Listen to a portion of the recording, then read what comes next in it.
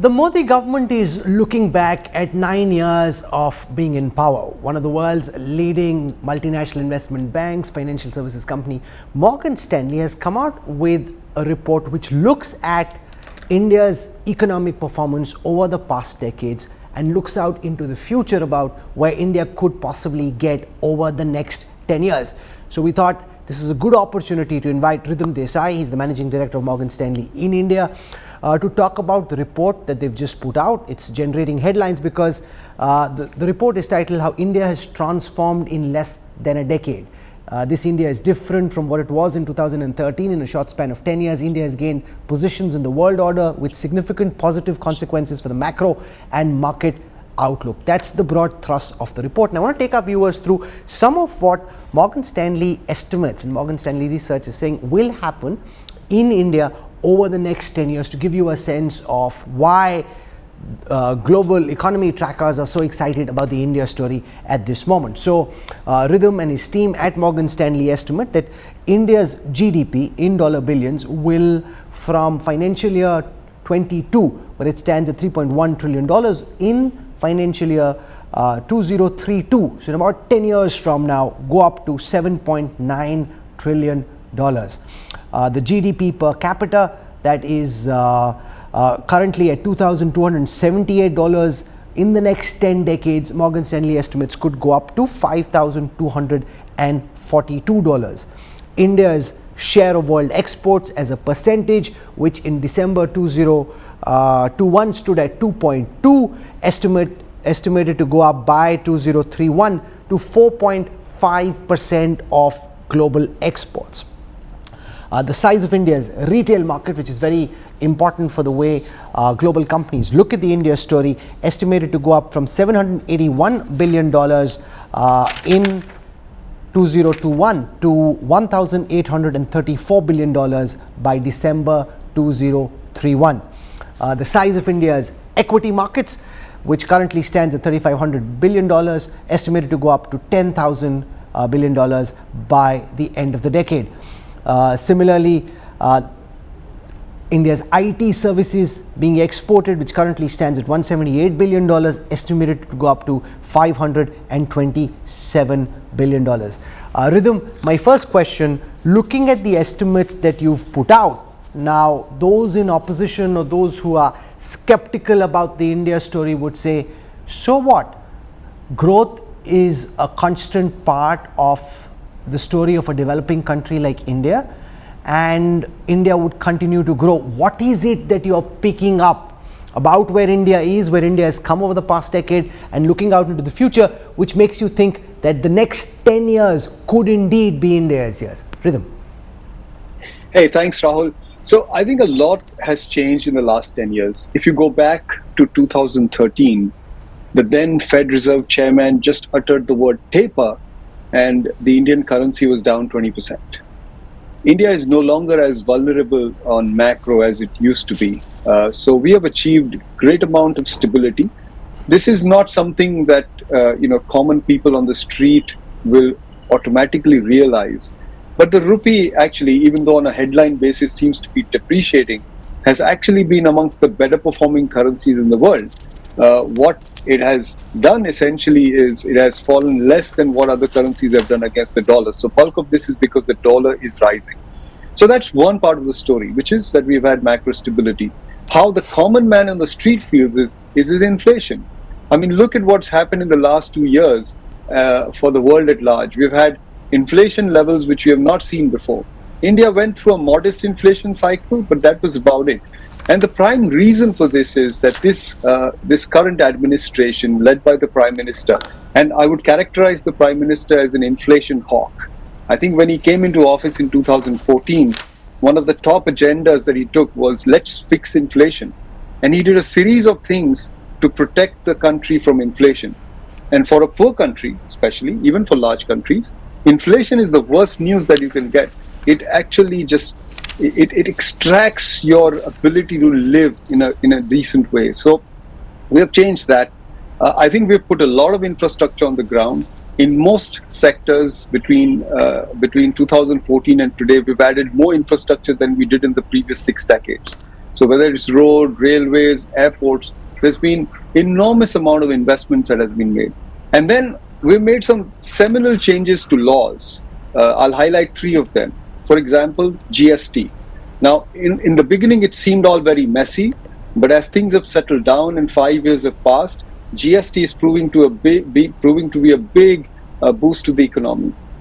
We changed the Real Estate Regulation Act. This means that the way consumers interact with builders has changed, and you can see that in property demand. We changed the bankruptcy code. In the past, in this country, you could go bankrupt and just walk away. Now you can't. And so, there have been all these changes which make us fairly optimistic about how India stands going into the next 10 years.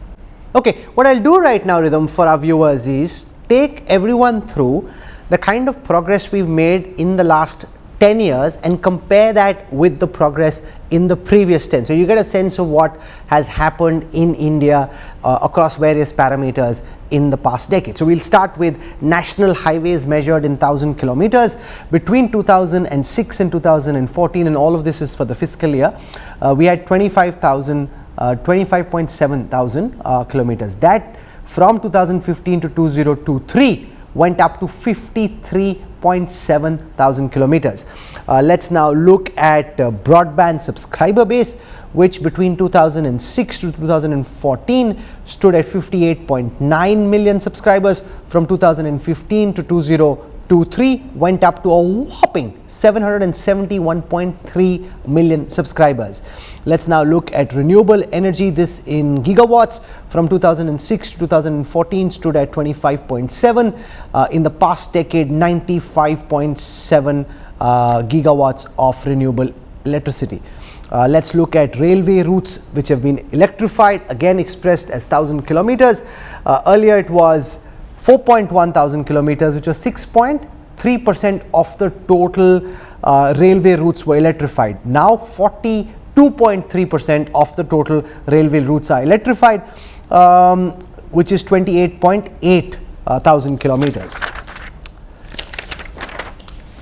So if I were to look at this data, Rhythm, and I wanted to look at digital transactions as well, in FY 2017, digital transactions as a percentage of GDP stood at 8. Next year it went up to 12, then 21, 29, 40, 58, now 76%. As a percentage of GDP, 76% of transactions are digital. Now this Rhythm is quite phenomenal, and you at Morgan Stanley would be able to compare how India is progressing on these parameters with the kind of progress that's been achieved in other countries of the globe. And when you do that, of course India is growing, but how is India growing in your view across these parameters in comparison to the rest of the world, especially those countries that are in India's peer set? So Rahul, I think in terms of, say, digital economy, I think we've made far more progress than the rest of the world. So let me just give you one example. India is less than 4% of world GDP, but accounts for around 40% of all digital transactions.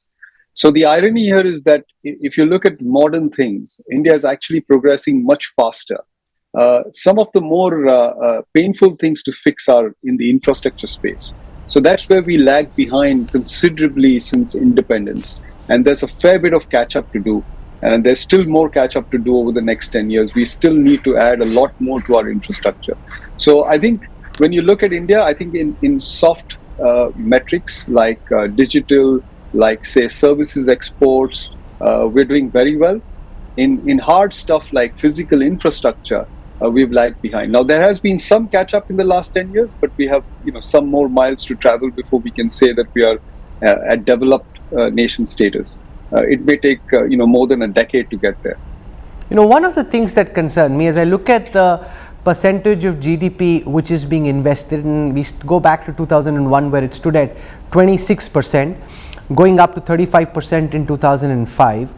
In 2017, for example, it's at 32%. In 2021 at 27%. Now, what you're seeing on that graph are the estimates for the future, where in 2025, you're anticipating that investment as a percentage of GDP will stand at 35, 2029 at 34, 2033 at 33. So you're not really seeing investment as a percentage of GDP go up very dramatically. Is that something that concerns you? Because from what I understand, at a time when countries like Japan, South Korea and China were really at the fastest pace of their growth trajectory, investments as a percentage of GDP constantly seem to be going up. Yeah, so that has been a problem, and I think two big changes have happened in the last 5-7 years, which make me quite optimistic about the investment share of GDP. So the first is that we have managed to reduce subsidy burden, and the reason why we've been able to do that is because of direct benefits transfer. So again, this is down to technology, and it's down to India Stack. The government is able to identify intended beneficiaries and is able to transfer cash or kind to those people without any leakages. So, if you take out the COVID period, because during COVID, these expenditures did have to go up, but if you X out the COVID period, we have managed to actually shave a considerable amount of subsidy expenditure, which was largely leakage in the system. That money has now been put into infrastructure. So it has released capital for the government to build more infrastructure. The other thing that has happened is that there is a much better environment for investments in the corporate sector, private corporate sector. So the private corporate sector enjoys lower taxation, enjoys production-linked incentives. For the first time in the history of this country, the government is taking tax dollars and giving it to companies and telling them, go and invest. And I think you will see an upside surprise on the investment cycle. Now, this works very well for the country, as you very rightly point out, because when companies invest, they create jobs. When they create jobs, they create wages, and you get a virtuous cycle of prosperity until, of course, the investment ratio goes through the roof, and then things start getting messy. But at the starting point where we are in terms of, say, balance sheets, in terms of the investment ratio, I think these numbers are only going to go up in the next 5 years. The other thing which I'll highlight here is that the forces around the world are aligning in India's favor. So there is a China plus one happening. So a lot of companies are looking to diversify away from China, and India is a natural place to go to. Why? One is, of course, as I pointed out, there are government incentives and there's a better environment to do business. But two, most significantly, India is one of the best places in terms of markets. I think you spoke about that earlier. It is a place where I think a lot of companies are going to try and build their markets and try to grow their revenues. So companies will find it very attractive to be in India over the next 10 years, which is why I think this investment ratio is going up, and that's good for the economy. I want to spend a moment comparing India with China. And the interesting thing here is that in the research that you've put out, you're comparing India's growth estimates with that of China. I just want to explain to our viewers what they're going to see on their screen. What you're seeing essentially is where you see negative, where it's below the zero, is where China was growing faster than India, and when we're more than zero is when India is growing faster than China. So from 2024, where Morgan Stanley is estimating that India will grow at 2.8% faster than China, by 2031 India could be growing at 3% more than China. This is a comparison of the real GDP growth rates in the two countries, whereas in 2008, for example, India was growing at 5.6% less than China. Now, is this something to be happy about and excited about? Because the converse to this is that China has already grown fast, phenomenally.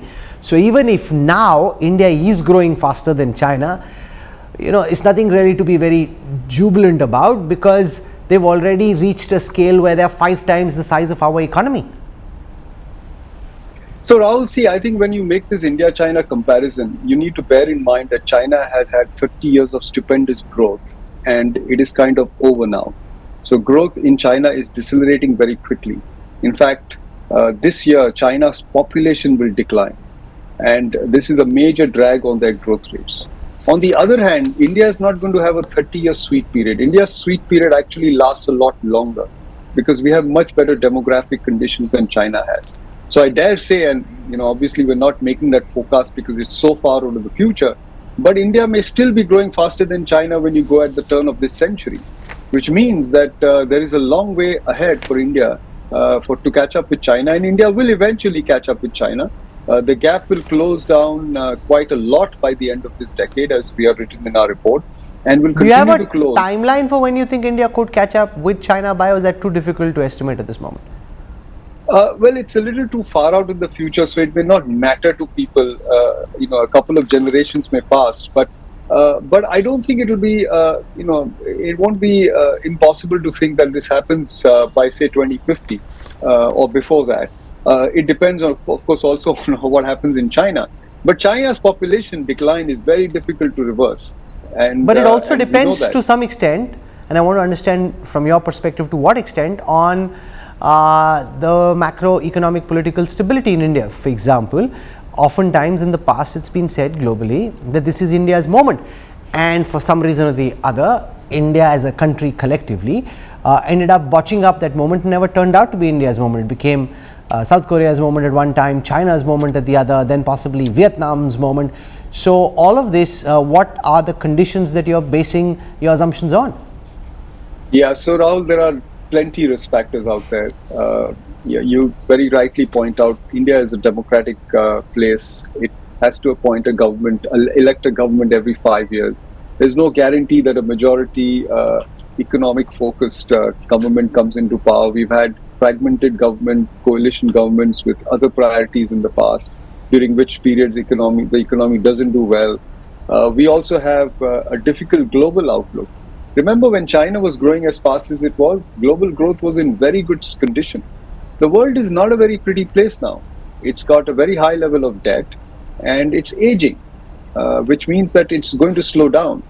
At a time when India is trying to export more, both services and goods, it is faced with a slowing world. So it's not going to be a straight line. It will be challenging. There will be these challenges along the way. India's domestic economy, I think, will do okay, but the external environment will remain tough. And along the way, there will be political volatility as well. So, yeah, all these forecasts have to be put into context. They do not necessarily pan out the way I'm thinking right now, because I really don't know which risks come when. No, sure. And that, as we've seen with the pandemic, as we've seen with the Russia-Ukraine war, there can be factors that emerge on the immediate horizon which haven't been anticipated, in black swan events which are impossible to be able to guess. Now I want to look at the big numbers, because you're estimating that by the end of the next decade India's GDP will stand at $7.9 trillion in comparison to $3.1 trillion at this moment. How does this compare, Rhythm, relative to the claims the government's been making? Because they've been promising a $5 trillion economy for a very long time, and then of course the pandemic upended those estimates.